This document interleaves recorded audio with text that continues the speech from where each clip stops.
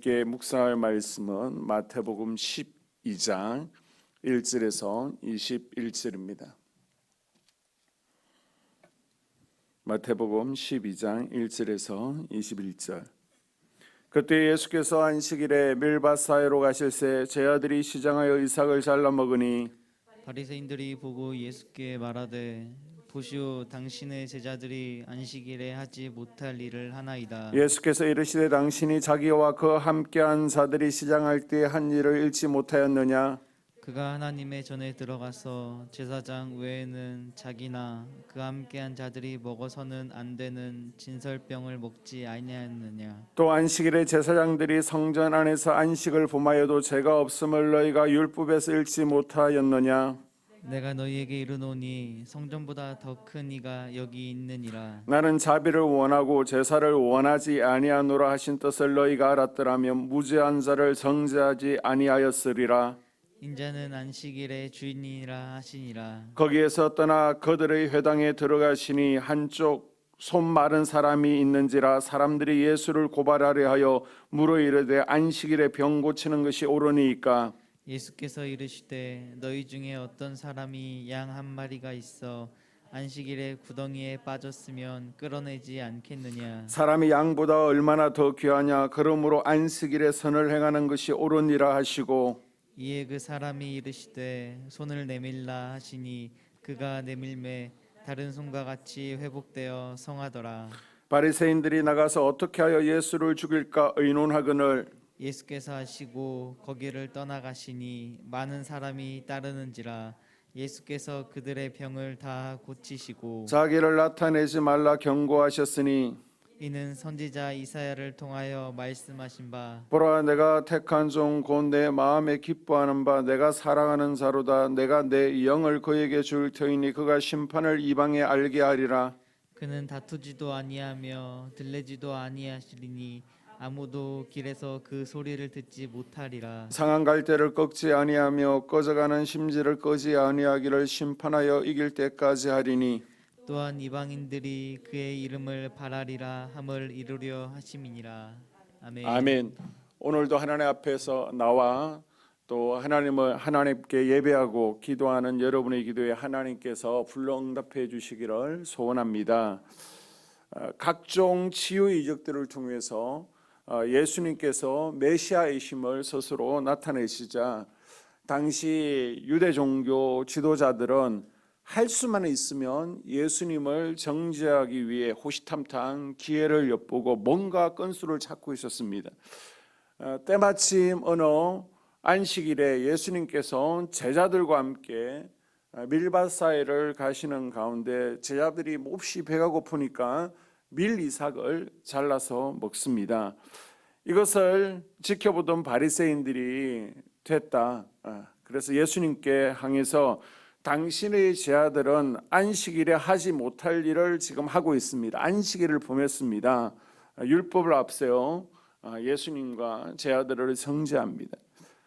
외식하는 자들의 눈에는 밀 이삭을 자르는 것이 추수로 보였고 또 밀을 먹기 위해서 이렇게 손으로 비비는 것을 타작으로 보았기 때문입니다. 출애굽기 율법에 보게 되면요, 안식일을 준수하지 않는 자는 사형에 처하도록 규정되어 있습니다.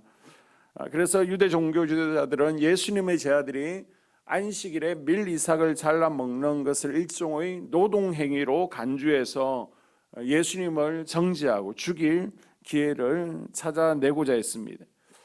이때 예수님께서는 다윗이 사울을 피해서 높당 성막으로 가게 되죠. 이때 배가 고플 때 성막에서 제사장들만이 먹을 수 있는 진설병을 먹은 것을 알려주면서 8절에 예수님 자신이 안식일이 주니다라고 말씀하고 있습니다. 예수님께서는 율법의 외부적인 규정 뒤에 숨겨진 율법을 주신 참 의미가 무엇인지 그리고 근본 정신이 무엇인지를 강조하시면서 이 바리새인들, 유대 지도자들의 율법주의, 외식주의를 비판하고 있습니다. 제자들이 안식일에 밀 이삭을 잘라 먹은 이야기에 이어서 예수님께서는 안식일에 회당에서 손 마른 사람을 고쳐주신 이야기가 바로 이어서 9절부터 나오고 있습니다. 지금 계속해서 안식일 사건들을 이야기하는 것은 이 바리새인들 그리고 유대 지도자들의 잘못된 안식일에 대한 개념을 바꾸기를 원하시는 것입니다. 예수님께서는 이들에 의해서 율법이 변질된 것에 대해서 안식일의 의미를 다시 한번 회복시키고자 병든 자를 안식일 날 치유하시죠. 이것을 본 사람들 가운데 바리새인들 중심으로 예수님께 따지고 항의합니다. 아니, 안식일에 병 고치는 것이 옳습니까? 이들은 하나님의 은혜와 하나님의 자비를 잊어버리고 오직 자신들이 붙들고 있는 외적인 경건, 문자적인 경건을 내세우고 싶었습니다. 예수님께서는 이들의 교만을 책망하시고 정말 중요한 것은 선을 행하는 것, 사랑과 긍휼을 행하는 것이다 라고 말씀하십니다. 그리고 우리가 또 알아야 될 것이 본래 안식일은 금요일 저녁 해질 때부터 토요일 저녁 해질 때까지였죠. 그래서 지금의 안식교나 하나님의 교회는 이것과 조금 달라진 토요 안식일을 주장하고 있습니다. 이것도 우리가 볼 때에는 율법 문자만 붙들고 있는 것이다 라고 말씀드릴 수 있습니다. 안식일이 지금은 주일로 바뀌었습니다. 그 이유가 무엇입니까? 8절에 보게 되면 인자가 안식일의 주인이니라, 주님께서 이날로 정하셨습니다. 안식일을 주일로 누가 변경할 수 있을까요? 또 누가 변경했습니까? 그 대답은 간단합니다. 안식일의 주인이죠. 안식일의 주인이 누굽니까? 예수님께서 안식일의 주인이십니다. 그래서 예수님이 주인공이 되어지고 예수님께서 마음대로 정하실 수 있는 거예요. 그리고 안식일이 주일로 바뀐 이유는 기독교의 정체성 때문입니다. 불신자들이 볼 때 하나님의 교회나 아니면 안식교나 통일교나 개신교 모두 다 주일날 예배드리고 십자가가 걸려 있으면 다 똑같이 보는 겁니다. 우리 지금 이 코로나 사태 가운데서도 신천지나 이단들이 집단 감염에 걸려서 많은 사고들이 있었는데 불신자들이 볼 때는 다 똑같은 교회가 문제다, 교회다라고 보는 것과 같습니다.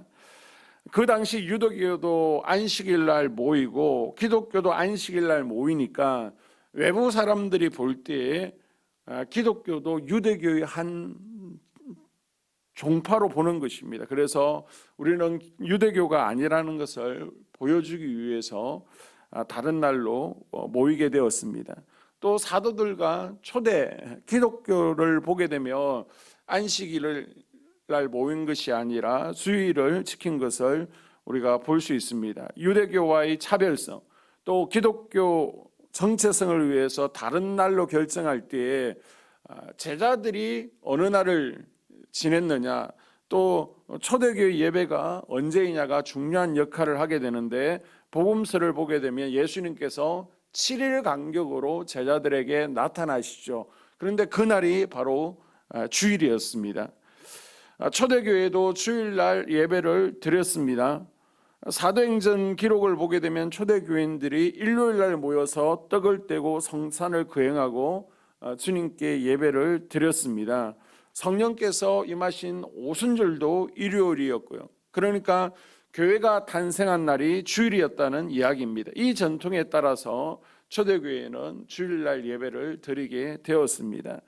또 구약에서 안식일 개념은요, 쉰다는 의미가 강하죠. 그러나 신약에 와서는 율법적인 의식, 제도의 안식일 개념보다 그리스도께서 죽음에서 살아나신 사건, 주일은 예수님께서 부활하신 날이다, 새로운 의미를 더 가지게 되었습니다. 그래서 우리가 주일에 예배드리는 것은 하나님께서 6일 동안 일하시고 마지막 날 안식하셨다는 의미, 또 창조를, 하나님의 창조주를 기억한다는 의미도 있지만은 부활하신 예수님을 통해서 하나님의 자녀가 된 것을 우리가 축하하고 또 그분을 경배하기 위해서 우리가 함께 모여서 예배하고 찬양하고 기도하고 교제를 나눈다라는 의미가 더 강한 것입니다. 그래서 우리는 더 엄밀히 따지면 52번의 부활절을 매 주일마다 모여서 기념하고 있다라고 보시는 것이 사실 맞는 것이죠. 우리의 이 주일 예배가 매 순간 부활의 주님을 경배하는 축제의 예배 그리고 감사의 예배가 될 수 있기를 소원합니다. 우리가 살아갈 때 형식에 얽매이는 것이 아니라 정말 진심을 닮은 삶 그리고 예배가 되어지기를 소원합니다. 우리가 경건의 모양만 가지고 있는 것이 아니라 경건의 능력을 소유한 하나님의 신실한 백성들이 될 수 있도록 또 우리가 이 시간 주님 앞에 기도하며 나아가기를 주의 이름으로 소원합니다.